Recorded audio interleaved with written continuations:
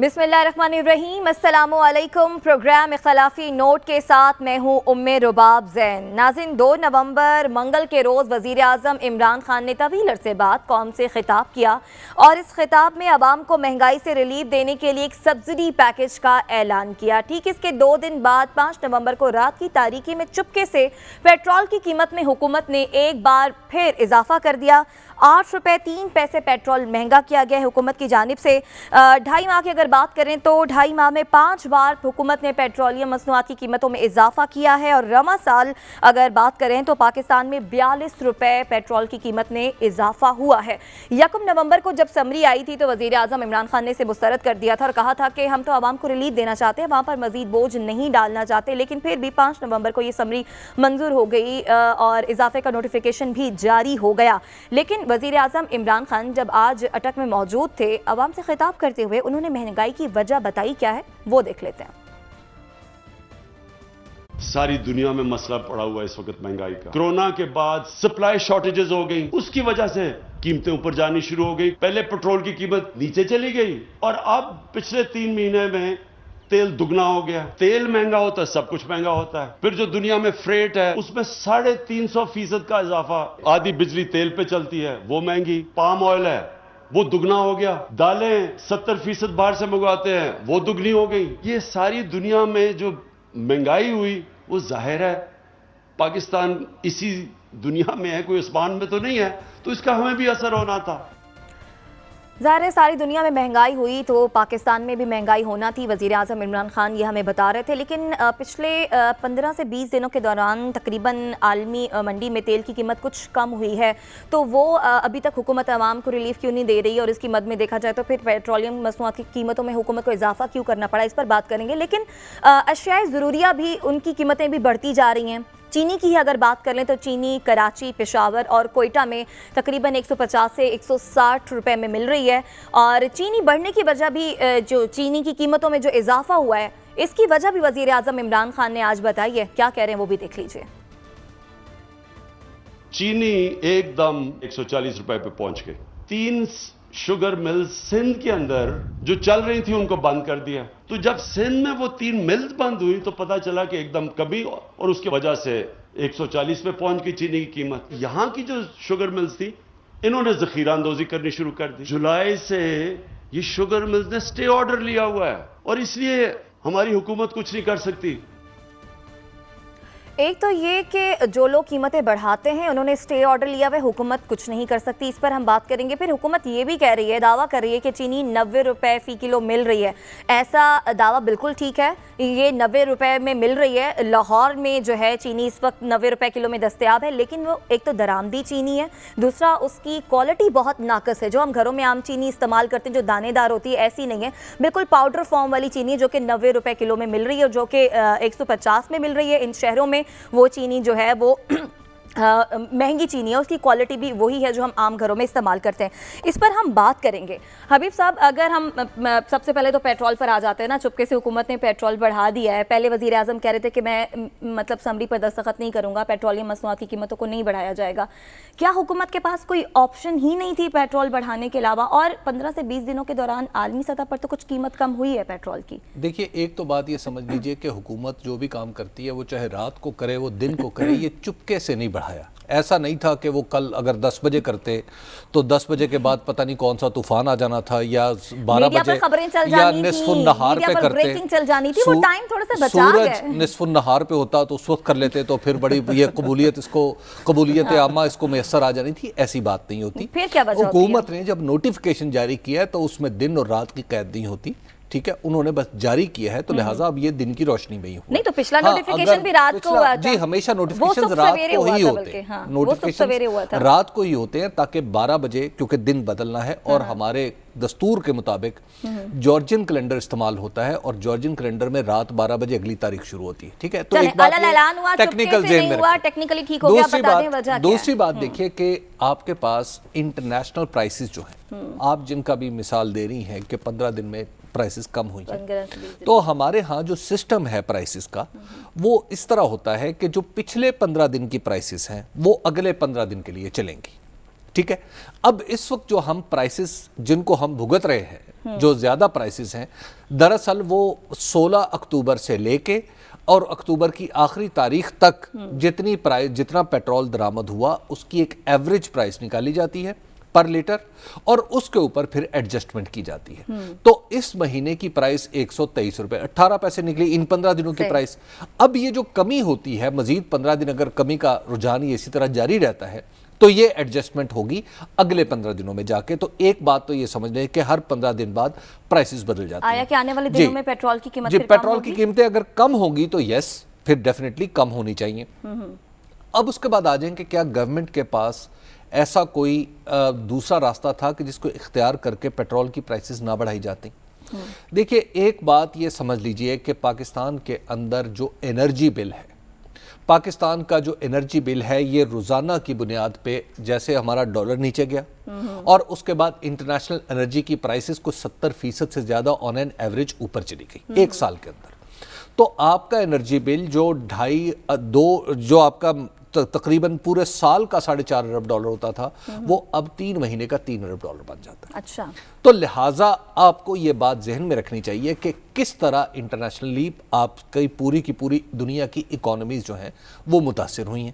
تو آپ کی اکانومی بھی کوئی دنیا میں آپ خلا میں تو رہتے نہیں ہیں. پیٹرول آپ نے کوئی وہ کرک میں نلکا لگا کے تو پیٹرول نکلتا نہیں ہے. پیٹرول کے آپ کے جتنے معاہدے ہوتے ہیں وہ انٹرنیشنل پرائسز کے ساتھ جڑے ہوتے ہیں. تیسری بات یہ ہے کہ کیا حکومت کو کرنا چاہیے تھا یا نہیں کرنا چاہیے تھا. دیکھیں اس میں ہمارے وزیر اعظم نے ایک بہت بڑا جو مس کی تھی نا بس میں بار بار کہتا ہوں ایک دفعہ سپٹمبر 2018 میں کی تھی جب یہ بجٹ لے کے آئے تھے اسی وقت پتہ چل گیا تھا ماشاءاللہ لیاقت کتنی ہے ان کے اندر. دوسرا آپ کو یاد ہوگا کہ سابق وزیر اعلیٰ پنجاب شہباز شریف صاحب نے ایک بات کی تھی اسمبلی میں انہوں نے کہا تھا کہ آئے مل کے ایک میثاق معیشت کرتے ہیں تاکہ ہم آگے بڑھتے جائیں اور تاکہ معاشیات کے جو بنیادی اصول ہیں ان کو نہ چھیڑا جائے.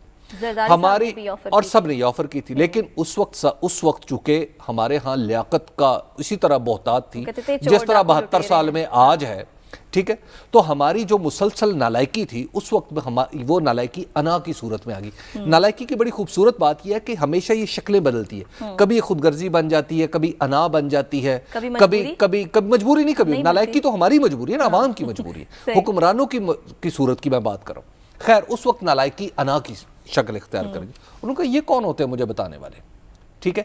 آج اگر آپ نے اس وقت وہ اصول مان لیا ہوتا تو جہاں آپ بہت سارے کام کر رہے ہوتے آج آپ کے اوپر یہ پولیٹیکل پریشر نہ ہوتا کہ آپ کے بارے میں مذاق بن گیا کل شام کو کہ جب پرائم منسٹر تقریر فرما رہے تھے تو اس سے پہلے واٹس ایپ گروپس پہ فیس بک پہ ٹویٹر پہ کیا جملہ کوٹ ہو رہا تھا. جملہ یہ کہا جا رہا تھا کہ ہوشیار رہیں وزیر اعظم تقریر کرنے والے چیزیں مہنگی ہوں گی. اچھا یہ آپ کے بارے میں ایک مذاق بن گیا. یہ کسی نے نہیں بنایا آپ نے خود بنوایا 3 سال میں. تو اب آپ ایک مذاق بن چکے ہیں تو اب آپ بھگتے.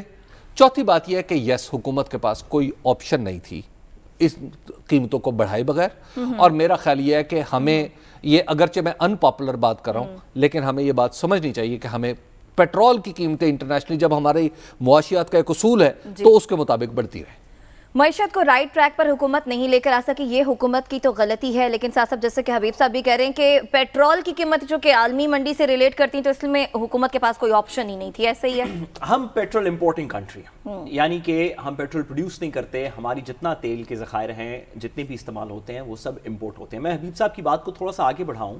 یہ جو بات حبیب صاحب نے کی تھوڑی سی ٹیکنیکل ہے.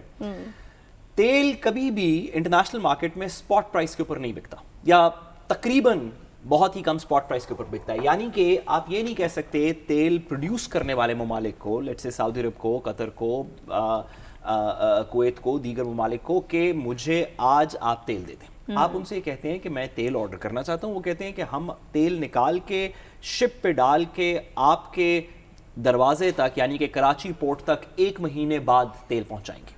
تو جو تیل کی قیمت آپ کو وہ کوٹ کرتے ہیں وہ 1 مہینے بعد کی تیل کی قیمت ہوتی ہے. یعنی کہ تیل آج نکالنے کی کوشش کی جائے گی وہ اگلے چند دنوں کے اندر نکالا جائے گا شپ پہ ڈالیں گے. میں سمپلیفائی کر رہا ہوں اور مہینے میں آپ کے دروازے پہ پہنچے گا. تو تیل کی جو قیمتیں ہیں وہ فیوچر پرائسز کوٹ ہوتی ہیں. اسی لیے تیل کے تمام کانٹریکٹ جو ہیں وہ فیوچر ٹریڈ ہوتے ہیں. جب حکومت کوئی تیل کو جب انٹرنیشنل مارکیٹ پرائس کے اندر تیل بڑھتا ہے تو ڈومیسٹک مارکیٹ پرائس کے اندر بھی اس تیل کو بڑھنا ضروری ہے. کبھی کبھی وہ کچھ لیگ کے ساتھ بڑھتا ہے کیونکہ فیوچر پرائسز کی بات ہو رہی ہوتی ہے, اور کبھی کبھی جب ہم نے ایمرجنسی امپورٹ کرنی ہو تو اسپاٹ پرائس بڑھتی ہے. تو میرا نہیں خیال کہ تیل کی قیمت بڑھانے اور تیل کی وجہ سے دوسری قیمتوں کو بڑھانے کے اوپر ہم حکومت کو کوئی زیادہ دوش دے سکتے ہیں. میں حبیب صاحب کی نشاندہی کے لیے صرف ایک گزارش کرتا چلوں. یہ بات درست ہے کہ اپوزیشن میں خاص طور پہ شہباز شریف صاحب نے میثاق معیشت کی بات کی تھی اور حکومت نے اس کو ایونچولی ایکسیپٹ نہیں کیا تھا, لیکن حکومت کو ریجیکٹ کرنے سے پہلے نہیں, اس کے بعد حکومت کے ریجیکٹ کرنے سے پہلے مریم نواز صاحبہ اس کو مذاق معیشت کہہ چکی تھی. اپوزیشن خود اپنی پروپوزل رینیکٹ کر چکی تھی. زرداری صاحب نے بھی آفر کی تھی, شہباز شریف صاحب نے بھی آفر کی تھی. بہرحال اس پر ہم آگے چل کے بھی پروگرام میں بات کرتے ہیں. ہمارے ساتھ معاشی تجزیہ کار فاروق سلیم صاحب موجود ہیں. فاروق سلیم صاحب, آپ بھی بتا دیجئے, حکومت کی یہ مجبوری تھی پیٹرول کی قیمت کو بڑھانا, یا پھر حکومت کے پاس کوئی اور آپشنز بھی تھیں جیسے حکومت اس وقت اویل کر سکتی تھی؟ دیکھیے, نومبر کی پہلی تاریخ کو ہمیں بتایا جاتا ہے کہ جب حکومت نے کہا کہ قیمت بڑھانی ہے تو اس وقت وزیر اعظم صاحب نے کہا کہ قیمت بڑھانے کی ضرورت نہیں ہے, میں مزید بوجھ نہیں ڈالنا چاہتا. پھر نومبر کی 3 تاریخ کو ہم نے وہ 120 ارب کا ریلیف پیکج سنا.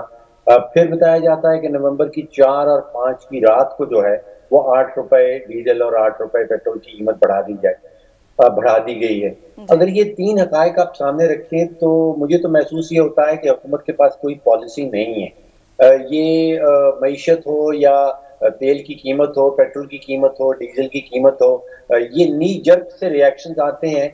کوئی حکمت عملی بنائی نہیں جاتی, کوئی پالیسی ایگزسٹ نہیں کرتی.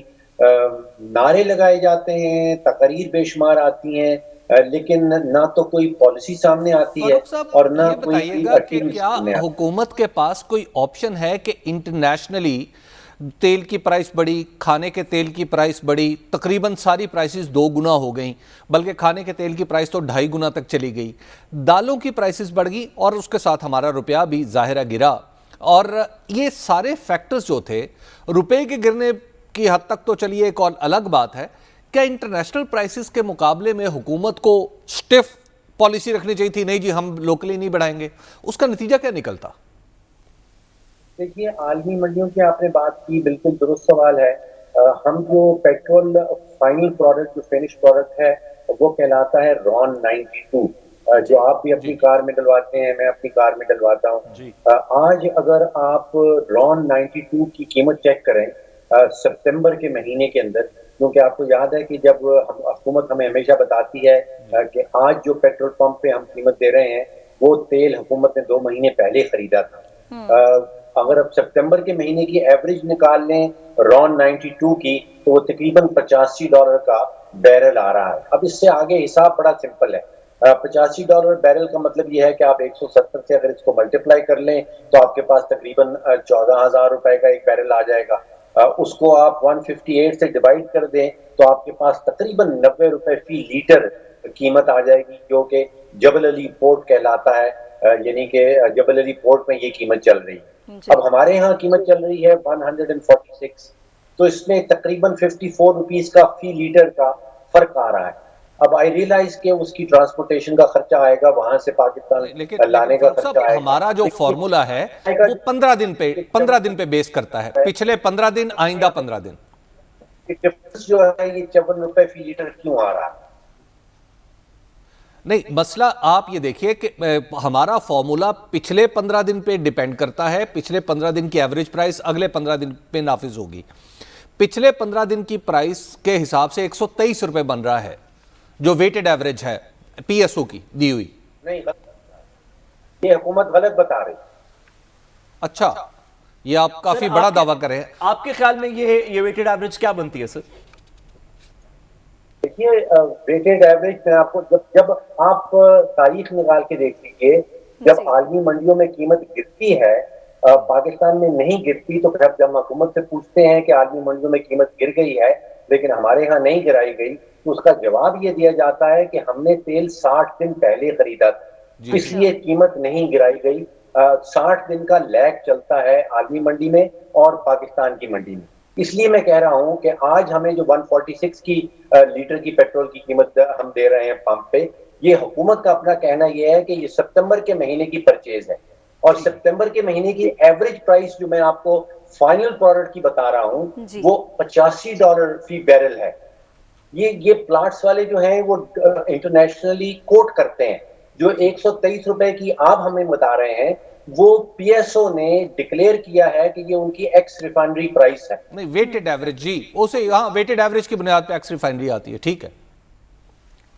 یہ میں اس ڈیٹیل میں نہیں جانا چاہتا کہ ریفائنری کو کتنے پیسے دیے اور باقی چیزوں میں کتنا خرچہ آیا، میں تو ریفائنڈ پروڈکٹ کی بات کر رہا ہوں۔ اگر عالمی منڈی میں آپ کو رون 92 کا میں نے اس لیے ذکر کیا کہ یہاں پہ وہ جو آپ ایکس ریفائنری کی بات کر رہے ہیں وہ بھی ریفائنری کے پاس پہنچنے کے بعد کی قیمت بتا رہے ہیں، میں تو ریفائنڈ پروڈکٹ کی بات کر رہا ہوں کہ عالمی منڈی میں۔ ڈاکٹر صاحب یہ بتائیے کہ آپ کے خیال میں from a policy perspective market کی جو انٹرنیشنل فلکچویشنز ہیں اس کو کوئی بھی پاکستان تو کم از کم کنٹرول نہیں کرتا، کوئی بھی ایک انڈیویجول ملک جو کہ آئل امپورٹنگ ہو اس کو کنٹرول نہیں کر سکتا، آپ کے خیال میں پالیسی پرسپیکٹو سے حکومت پاکستان کو کیا کرنا چاہیے تھا تاکہ وہ اس انٹرنیشنل مارکیٹ کی فلکچویشن کو کچھ کوشن کر سکتا، گورنمنٹ کو ریلیف، عوام کو ریلیف پرووائڈ کر سکتا؟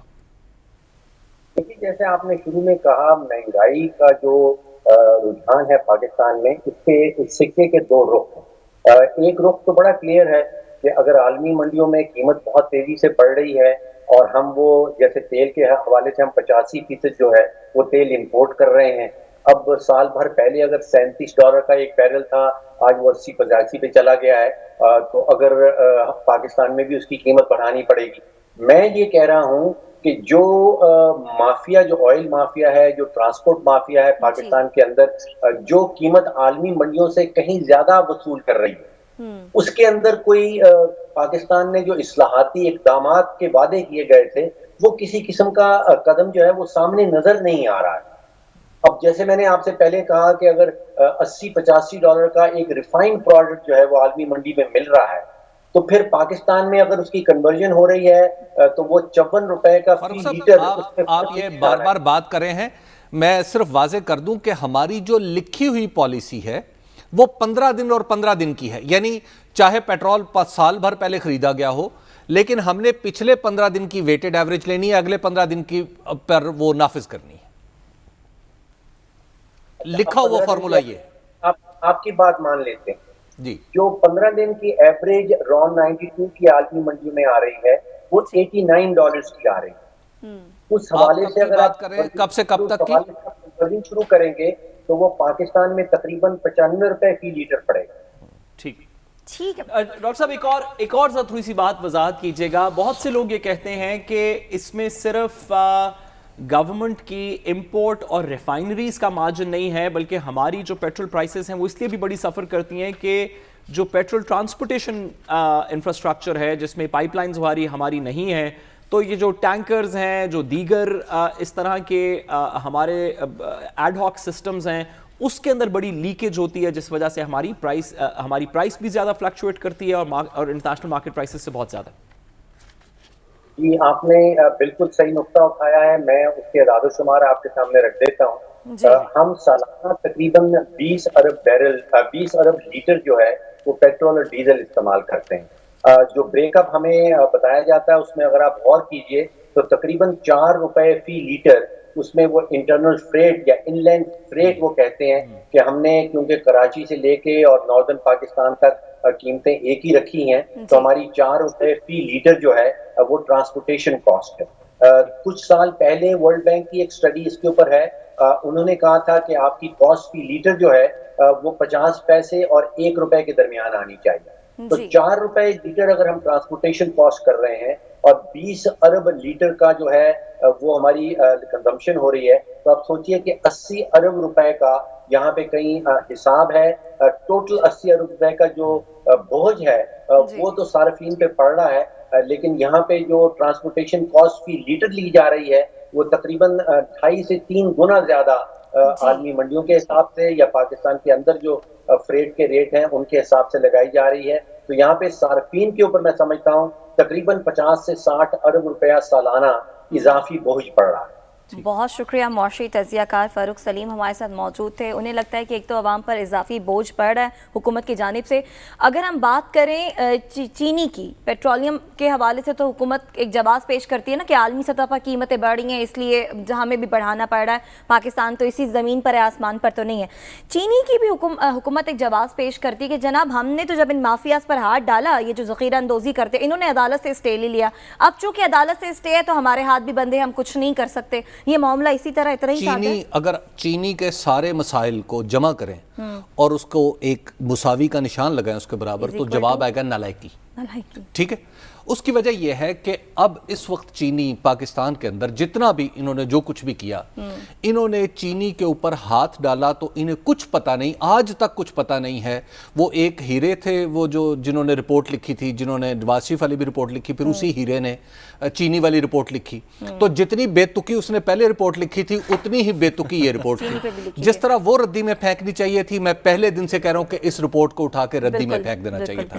لیکن اس رپورٹ پہ نالائق حکومت نے باقاعدہ طور پر کام شروع کر دیا. نالائکی کی ایک پہچان یہ بھی ہوتی ہے نا کہ آپ کو جب بھی غلط مشورہ دیا جائے آپ اس پہ عمل شروع کر دیں. تو جب آپ کے سامنے فیکٹس ہی غلط آئے تو آپ نے شوگر مل، کیونکہ آپ کی لڑائی تھی جہانگیر ترین کے ساتھ، آپ نے جہانگیر ترین کی وجہ سے پوری کی پوری انڈسٹری کو برباد کر دیا. اب جب برباد کرنے کے بعد بہت ساری ذمہ داری اپنے پاس لے لی. اب پچھلے عرصے میں کیا ہوا؟ جب یہ پچھلا سیزن شروع ہوا تھا، اب تو نیا شروع ہونے والا، پچھلے سیزن کے کچھ عرصے شروع میں پی ایس ایم اے نے، شوگر مل ایسوسی ایشن نے کہا کہ حکومت صاحبہ آپ ایسا کریں کہ ہمارے پاس 57 لاکھ ٹن چینی ہوگی. آپ کہتے ہیں کہ 65 لاکھ ٹن چینی ہماری کنزمپشن ہے، تو 8 لاکھ چینی کم ہے، 8 لاکھ ٹن تو آپ منگوا لیں. منگوائی کسی نے؟ ایک بات. دوسری بات یہ ہے کہ اب چینی 140 پہ لوکل چینی کیوں چلے گی؟ اس کی وجہ یہ ہے کہ آپ ہی نے تو کچھ عرصہ پہلے جا کے ملوں کے تالے کھلوا کے ڈپٹی کمشنر کو اسسٹنٹ کمشنروں کو بھیجا تھا کہ جناب ساری چینی اٹھا کے بیچ دو. تو وہ جب آپ نے ڈیلرز کو دی تھی تو اب وہ چینی کا حساب آپ کسی سے کیوں مانگیں گے؟ آپ کے اپنے نمبرز بتا رہے ہیں کہ 1.25 لاکھ ٹن چینی شوگر ملز کے پاس ہے تو پڑی ہوئی ہے، تو وہ جا کے اٹھا لیں. اچھا، تیسری بات یہ جو آپ کہہ رہی ہیں عدالت سے جس نے کیا کیا، اسٹے لیا. اچھا، اب میں آپ کو اس کی مثال دیتا ہوں. ایف بی آر نے دھڑا دھڑ لوگوں کو پکڑا اور کیلکولیشن، مفروضہ کیلکولیشن کے اوپر ٹیکس بھیجنا شروع کر دیا کہ تم نے یہ تمہارے اکاؤنٹ، اچھا اس اکاؤنٹ پہ 8 ارب، تمہارا یہ اکاؤنٹ پرچیاں ڈال کے نہیں جیسے ہوتی کہ اس پرچی کے اوپر 8 ارب کا ٹیکس نکلا، اس پرچی کے اوپر 7 ارب کا. ہوا یہ کہ ایک اکاؤنٹ ایسا ہے جس میں مجھے تو ایگزیکٹ رقم پتا ہے، میں محض اشارتاً بتا رہا ہوں، اس پہ چند لاکھ روپے کی ٹرانزیکشن ہے اس اکاؤنٹ پہ ٹیکس کا نوٹس کتنا گیا؟ 8 ارب روپے کا. 8 ارب روپے کا ایک اکاؤنٹ ہے، رینڈم پرچیاں ڈال کے. ایک اور اکاؤنٹ ہے، اس کے اوپر 7 ارب روپے کا ٹیکس بھیجا، چند کروڑ روپے کی اس کے اندر ٹوٹل ٹرانزیکشن ہے اور ڈکلیئرڈ اکاؤنٹ ہے. اب جب آپ اس طرح کی حرکتیں، نالائکیاں فرمائیں گے، میں کہتا ہوں نالائکی ہماگیر ہے، نالائکیاں فرمائیں گے تو عدالت کیا کرے گی؟ جی حبیب صاحب اسٹے دے گی. ٹھیک ہے. اچھا، موجودہ حکومت جو ہے نا اپنی نالائکی کا سارا بوجھ جو ہے نا وہ پچھلے نالائکوں پر ڈال رہی ہے. وزیر اعظم عمران خان صاحب بھی یہ کہتے ہیں کہ جو 30 سالوں میں 2 خاندانوں نے جو ہے نا پاکستان کو تباہ و برباد کر دیا، ہمیں تو بیڑا غرق ہوا پاکستان ملا تھا، لیکن اس پاکستان کو ٹھیک کرنے کے لیے 3 سال اب تک حکومت اویل کر چکی ہے. اتنے عرصے میں حکومت کچھ کر سکتی تھی. ایک تو یہ، پھر چینی بحران کا بھی ذمہ دار حکومت جو ہے وہ شریف خاندان اور زرداری خاندان کو ٹھہرا رہے، کہہ رہے ہیں کہ جی وہاں پر ان کی ملیں، پنجاب میں ان کی ملیں، تو یہ لوگ جو ہے ذخیرہ اندوزی کر رہے ہیں تو ہم تو کچھ نہیں کر سکتے. یہ تینوں باتیں میرے خیال میں، خسرو بختیار کی تو گڑ کی فیکٹری. دیکھیے تینوں باتیں ہمیں فیکٹس کو فیکٹس رکھنے چاہیے. کیا پچھلے ان 2 خاندانوں نے یا ان 2 خاندانوں کی حکومت میں اس ملک میں کرپشن ہوئی؟ بالکل ہوئی، آج بھی ہو رہی ہے، اس وقت بھی ہو رہی تھی، اس کے اندر کوئی دو رائے نہیں. کیا ان 2 خاندانوں نے اس دور میں اپنی حکومت کی دور میں بہت سا پیسہ بنایا، بہت سی جائیدادیں بنا لی؟ تو یہ ایڈمیٹڈ فیکٹ ہے، ان کا اپنا، ہمارا نہیں، ان کا اپنا ایڈمیٹڈ فیکٹ ہے کہ ہاں بالکل بنا لی.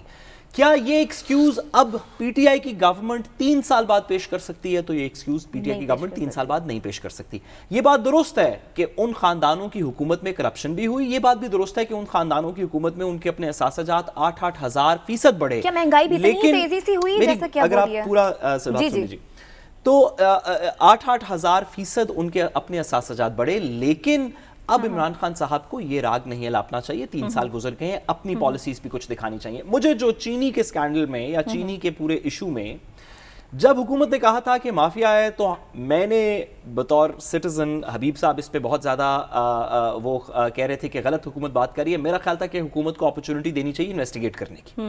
جب حکومت نے ایک انویسٹیگیشن کا سامنے لے آئی تو میرا خیال تھا کہ اس کے اوپر کوئی کارروائی ہونی چاہیے. حالانکہ جہانگیر ترین صاحب کے ساتھ زیادتی ہو رہی تھی, ہم ان کے ساتھ کھڑے تھے, لیکن کوئی کارروائی ہونی چاہیے. پھر حکومت نے خود کہا کہ علی ظفر صاحب اس کی ایک اور رپورٹ چھاپیں گے. ہم نے کہا چلے اس پہ کارروائی کر لیں. میرا چینی کے پورے اسکینڈل میں صرف ایک ایشو ہے. وہ کیا؟ اگر حکومت درست تھی اور مافیاز بنے ہوئے تھے تو ان میں سے کون اندر ہے, کن کے خلاف کیا کارروائی ہوئی ہے, کیا ریکوریز ہوئی ہیں, مجھے بتا دیں. اور اگر چینی کی کارروائی میں حکومت درست نہیں تھی تو جن لوگوں نے کہا کہ کارروائی کریں ان کے خلاف کیا کارروائی ہوئی ہے یہ بتا دیں. دونوں میں سے کسی ایک کے خلاف تو کارروائی. بریک کی جانب بڑھیں, بریک سے واپس آئیں گے تو حکومت اور قلعدم ٹی ایل پی میں معاہدہ ہو گیا, آگے کیا ہوگا اس پر ہم بات کریں گے. ہمارے ساتھ رہیے گا. ویلکم بیک ناظرین. بات کرتے ہیں, حکومت اور قلعدم ٹی ایل پی میں معاہدہ ہو گیا ہے. معاہدے پر عمل درآمد جاری ہے اور حکومت اور قلعدم جماعت کے درمیان یہ معاہدہ کتنا دیر پا ہوگا حبیب صاحب؟ اس سے پہلے بھی معاہدہ ہوا, ایک تو ہم اس پر بات کرتے ہیں. پھر یہ بتائیے گا, حکومت نے جو معاہدہ کیا ہے, اب جو اس معاہدے میں جو بھی ان سے ڈیل حکومت نے کی ہے, اب جو حکومت نے کیا یہ ٹھیک ہے یا اب سے پہلے 2-2.5 ہفتے پہلے جو حکومت نے جس طرح سے انہیں ٹریٹ کیا تھا وہ ٹھیک تھا؟ دیکھیے بات یہ ہے کہ نہ وہ ٹھیک تھا نہ یہ ٹھیک ہے. اب تک جو صورتحال ہے, اب تک کی ڈیولپمنٹ یہ ہے کہ پنجاب حکومت نے ٹی ایل پی کے ساتھ لفظ کالعدم ہٹانے کی درخواست منظور کر لی ہے, اور جو درخواست ٹی ایل پی نے دی ہے اس میں لکھا ہے کہ آئندہ ہم ایسا نہیں کریں گے. ہم پاکستان کے دستور اور مقننہ کے بنائے ہوئے قوانین اور قواعد کے اندر ہی رہ کے اپنا جو بھی ایکٹیویٹی ہے ہماری وہ جاری رکھیں گے. تو اگر ٹی ایل پی اس معاہدے کے نتیجے میں تھوڑا سا انہیں احساس زیاں ہوا ہے تو یہ بڑی اچھی بات ہے, کیونکہ ٹی ایل پی کو سدھرنا چاہیے. یہ کوئی طریقہ نہیں ہے کہ آپ روزانہ کی بنیاد پہ آپ سے ڈر ہی لگا رہے کہ آپ اگر کوئی آپ سے بات کرے آپ کے خیالات کے خلاف تو آپ فوری طور پہ مذہبی دلیل لے آئیں, اور اگر مذہبی دلیل دے تو آپ فوری طور پہ سیاست کا لبادہ اوڑھ لیں. تو لہٰذا یہ طریقہ تو غلط ہے. تو ٹی ایل پی نے ایک تھوڑا سا مجھے لگتا ہے کہ کوئی اس کے اندر تھوڑا بہتری آ رہی ہے. اس وجہ سے کیونکہ ان کے مطالبات مانیں گے. اچھا, دوسری بات یہ دیکھیں, یہ جو مطالبات مانیں گے اس کے بارے میں تو ہم کچھ کہہ ہی نہیں سکتے. اس کی وجہ یہ ہے کہ پاکستان کے اندر پہلی دفعہ میں دیکھ رہا ہوں کہ علماء, مفتی منیب الرحمان صاحب جناب مدظ اللہ العالی متان اللہ بطول حیاتی, انہوں نے جو کچھ فرمایا وہ یہ تھا کہ میں نے معاہدہ تو کیا ہے, اس کا میں ضامن بھی ہوں, لیکن میں آپ کو بتا نہیں سکتا. اس معاہدے کا فریق ثانی کون ہے ہمیں نہیں پتا. اس معاہدے کی گارنٹی مفتی منیب الرحمان صاحب برسرے ٹی وی مان چکے ہیں کہ وہ کسی ایک معاہدے کے گارنٹر ہیں. مجھے یہ تو استاد اچھی طرح بتا سکتے ہیں کہ کیا ایسا کوئی خفیہ معاہدہ اس کی قانون اور دستور اس کی کوئی اجازت دیتا ہے؟ دوسرا اس کے اندر ایک شرعی سا سوال ہے جس پہ میں بڑا غور کرتا رہتا ہوں کہ آج جناب صلی اللہ علیہ وسلم نے اپنی زندگی میں نکاح سے لے کے صلح حدیبیہ تک ہر معاہدہ پبلک کی آنکھوں کے سامنے رکھا تھا. یہ خفیہ معاہدے کی قانونی گنجائش بھی کوئی نہیں ہے اور شرعی گنجائش تو بالکل ہی نہیں ہے. میرے لیے یہ تھوڑی سی سوچنے, اور میں اب تک اس کا مجھے جواب نہیں مل پایا, میں کوشش کر رہا ہوں, علماء سے رابطے میں بھی ہوں, کہ کس طریقے سے ایک خفیہ معاہدے کی ضمانت ایک مفتی دے سکتا ہے. یہ بھی ایک بڑی عجیب و غریب بات ہے نا. اچھا, یہ خفیہ معاہدہ جو ہے, اب آپ ذرا خفیہ معاہدے جو علماء ہیں اور جو اس میدان کے شاہ سوار ہیں وہ میری اس کہی ہوئی بات کو اچھی طرح سمجھیں گے کہ اگر ایک خفیہ معاہدے کی گارنٹی ہو سکتی ہے تو پھر تو ہر طرح کے خفیہ معاہدے کی گارنٹی ہو سکتی ہے. یہ اس طرح سے خفیہ کیسے معاہدہ ہے؟ ٹھیک ہے, کچھ معاملات تو سامنے آپ بات سن لیں نا, آپ بات سن لیں. آپ کو دیکھا میں نے اسی لیے عرض کیا تھا کہ جو اس میدان کے شاہ سوار ہیں وہی میری بات سمجھیں. جب نہیں, میں مجھے ان سے بات کر لینے دینا. وہ بات یہ ہے کہ اگر ایک خفیہ معاہدے کی گارنٹی اور ایک خفیہ معاہدے کی گواہی آج دی جا سکتی ہے تو اس کا مطلب یہ ہے کہ ہر طرح کے خفیہ معاہدوں کی گواہی دی جا سکتی ہے. تو کیا خفیہ معاہدہ کسی عدالت میں قابل قبول ہوگا؟ یہ ایک ایسا سوال ہے جس پہ ہم سب کو مل کے اور اس معاہدے کے گارنٹرز کو اور اس معاہدے کے فریقوں کو غور کرنا چاہیے. اور پھر دوسرا ایک اس سے بھی بنیادی سوال یہ ہے کہ جنہوں نے یہ معاہدہ کیا ہے ان کے سامنے آخر ریاست کی رٹ کا مطلب کیا ہے؟ ایک گروہ اگر کل کو آ کے کوئی دوسرا مطالبہ کر دے کہ یہاں سے اس کو ہٹا دو اور اس کو لگا دو، تو پھر اس کو ہٹانے اور اس کو لگانے کا مطالبہ بھی مانا جا سکتا ہے کسی خفیہ معاہدے کے نتیجے میں.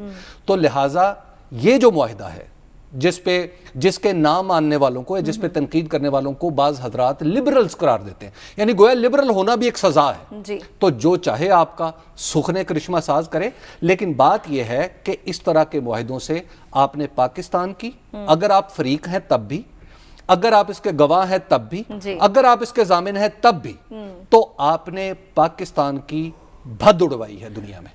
سعد صاحب کے پاس میں جانا ہے، بس مجھے اتنا مختصراً بتا دیجیے گا کہ یہ معاہدہ کیا اس وقت بھی خفیہ ہے؟ آج بھی خفیہ ہے. ہمیں تو صرف بھائی خفیہ رکھنے والے انہوں نے کیا کہا تھا؟ انہوں نے کہا تھا کہ اعمال ہوتے جائیں گے، آپ دیکھتے جائیں گے. ٹھیک ہے جی. اب ہمیں کیا پتا کس معاہدے کے شق کا مطلب یہ ہے کہ ٹی ایل پی کو کون کون سی سہولیات ملنی ہیں. ٹھیک ہے جی.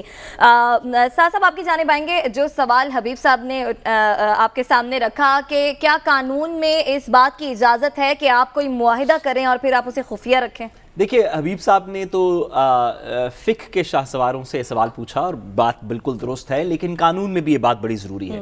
کیا میں عدالت میں کل کو جا سکتا ہوں کوئی یہ کام کر کے اور یہ کہہ سکتا ہوں کہ ایکچولی آپ میرے سے سوال نہیں پوچھ سکتے، میرا اور حبیب صاحب کا خفیہ معاہدہ ہوا تھا جس کے بنا کے اوپر میں نے کام کرنا تھا؟ تو کیا ریاست کے ساتھ، انڈیویجول پرائیویٹ پرسنز کے خلاف ساتھ بھی نہیں، کیا ریاست کے ساتھ آپ خفیہ معاہدہ کر سکتی ہیں؟ یہ کویسچن مارک ہے. لیکن میں ان خفیہ معاہدوں کے ویسے ہی تھوڑا سا خلاف ہوں. ہماری آئی ایم ایف کی کنڈیشنز کیا ہیں؟ خفیہ معاہدہ ہے. کوئی کسی کو پتہ ہے کہ آئی ایم ایف کی پریسائز کنڈیشنز کیا ہیں؟ لیکن اب تو وہ ویب سائٹ پہ آ جاتا. اب نہیں حبیب صاحب، جو ہماری پریسائز کنڈیشنز ہیں وہ ابھی تک ڈکلیئرڈ نہیں ہیں. مطلب اگر میں آپ سے پوچھوں کہ مجھے وہ 5 چیزیں بتائیں یا 10 چیزیں بتائیں کہ ہم نے جو آئی ایم ایف سے اگری کی ہوئی ہیں تو وہ بھی خفیہ ہیں. ٹی ایل پی کا معاہدہ بھی خفیہ ہے. تو یہ خفیہ معاہدے میرے خیال میں تو زیادہ دیر نہیں چل سکتے، اور نہ ہی کسی اوپن ڈیموکریسی کے اندر ان کی زیادہ سپیس ہونی چاہیے. اس سے بھی آگے کی تھوڑی سی بات جو میرے لیے تھوڑی سی بڑے سوال اٹھانے والی ہے کہ کابینہ سے پوچھا گیا، کابینہ کے ممبران سے، فواد چودھری صاحب سے پوچھا گیا کہ ان معاہدوں کے اندر، اس معاہدے کے اندر ٹی ایل پی کے ساتھ کیا ہے، تو انہوں نے کہا کہ ہمیں نہیں پتا، آپ شاہ محمود قریشی صاحب سے پوچھ لیں. اگر یہ کابینہ کو نہیں پتا تو فیڈرل گورنمنٹ کے ساتھ معاہدہ ہوا ہے پھر؟ کیونکہ فیڈرل گورنمنٹ کی ڈیفینیشن تو ہے پرائم منسٹر پلس کیبنٹ. تو اگر پرائم منسٹر پلس کیبنٹ کے سامنے یہ معاہدہ نہیں گیا اور کیبنٹ نے اس کو اوکے نہیں کیا، تو کیا یہ کسی انڈیویجول کے ساتھ ہوا ہے فیڈرل گورنمنٹ کے اندر؟ کیا وزیر اعظم پاکستان جو کہ وفاقی حکومت نہیں ہے، وزیر اعظم ہے آئین پاکستان کے اندر وفاقی حکومت کی ڈیفینیشن، آئین پاکستان کے اندر وفاقی حکومت کی ڈیفینیشن لکھی ہوئی ہے کہ وہ پرائم منسٹر پلس کیبنٹ ہیں. جو آرڈرز پاس ہوتے ہیں کابینہ سے اسی لیے کروائے جاتے ہیں. مصطفیٰ امپیکس کی ایک سپریم کورٹ کی ججمنٹ ہے جو کہتی ہے کہ وفاقی حکومت سے اگر کسی نے معاہدہ کرنا ہے یا کوئی کام کرنا ہے تو کابینہ کا فیصلہ ہونا ضروری ہے. کیا کابینہ کے فیصلوں کے بغیر یہ کہا جا سکتا ہے کہ ریاست پاکستان یا وفاقی حکومت پاکستان اور ٹی ایل پی کے درمیان معاہدہ ہوا ہے، یا یہ عمران خان اور ٹی ایل پی کے درمیان معاہدہ ہوا ہے، یا شاہ محمود قریشی اور ٹی ایل پی کے درمیان معاہدہ ہوا ہے؟ کیونکہ سوری میں ایک گزارش کرتا چلوں، کیونکہ قانونی طور پہ دونوں چیزیں مختلف ہیں. اگر پرائم منسٹر یعنی عمران خان صاحب یا فورن منسٹر یعنی شاہ محمود قریشی صاحب اور ٹی ایل پی کے درمیان معاہدہ ہوا ہے تو وہ ضامن ہے، وہی اس کے رکھوالے بھی ہیں. ریاست پاکستان اور وفاقی حکومت پاکستان کو آپ سو نہیں کر سکتے کہ معاہدہ پورا کریں، کیونکہ کیبنٹ نے تو کبھی سائن ہی نہیں کیا، تو فیڈرل گورنمنٹ گارنٹر نہیں بن سکتی. اگر سوری میں آپ کی بات کو قطع کلامی کی معذرت، اگر وفاقی حکومت اس کے اوپر اگر وفاقی حکومت کے ساتھ معاہدہ نہیں ہوا تو پولیس پہ کیسے بائنڈنگ ہے، رینجرز پہ کیسے بائنڈنگ ہے، عدالتوں کے ساتھ کیسے ڈیل کریں گے؟ وفاقی حکومت کا مطلب تو کیبنٹ ہے. میرے پاس وقت ختم ہو رہا ہے، لیکن مجھے آپ سے ایک اور آپ ہی سے سوال کرنا ہے. یہ بتا دیجئے کہ حکومت اور ان کے درمیان جو بھی معاہدہ ہوا، لیکن کچھ جو باتیں آؤٹ ہو رہی ہیں، ایک تو وہ کالعدم کہہ رہے ہیں کہ جی ہٹایا جانا ہے، اس کی تو منظوری بھی لینی ہے. پھر ایک اور بات ہو رہی ہے سعد رضوی کی رہائی کی. اگر انہیں اس معاہدے کے تحت رہائی مل جاتی ہے تو وہ جو انہیں تقریباً 200 دن قید میں رکھا اور پھر ان پر سینکڑوں جو پرچے ان پر کاٹے گئے، ان کی کیا حیثیت ویلیو رہ جائے گی؟ دیکھیے پاکستان کے اندر یہ بات تو بہت عرصے سے چل رہی ہے کہ کسی بھی پبلک موومنٹ سے پہلے لوگوں کو گرفتار کر لیا جاتا ہے پروٹیکٹیو کسٹڈی میں یا دیگر چیزوں کے اندر، اور پھر معاہدے کے تھرو ریلیز کر دیا جاتا ہے. یہ ابھی کی بات نہیں ہے، لائرز موومنٹ میں بھی ایسے ہی ہوا تھا. وکلا حضرات کو گرفتار کر لیا، جب جج بحال ہو گئے تو ان کو ریلیز کر دیا. پی ٹی آئی کے دھرنے میں بھی یہی ہوا تھا، پی اے ٹی کے دھرنے میں بھی یہی ہوا تھا. नून लीग की मार्चेस में भी हुआ था। ये तो पाकिस्तान का एक वतीरा बनता चला जा रहा है, तो मेरा ख्याल है इसके ऊपर हम कम ही बहस करें तो बेहतर है। सवाल ये है कि TLP का मुआहदा किसके साथ हुआ है? क्या वफाकी हुकूमत के साथ हुआ है या किसी शख्स के साथ हुआ है? ठीक है जी, इसके साथ ही हम ब्रेक के जाने पड़े, वापस आएंगे, हमारे साथ रहिएगा। इसके साथ ही प्रोग्राम से इजाजत दीजिए, आपसे कल मुलाकात होगी। अल्लाह निगहबान।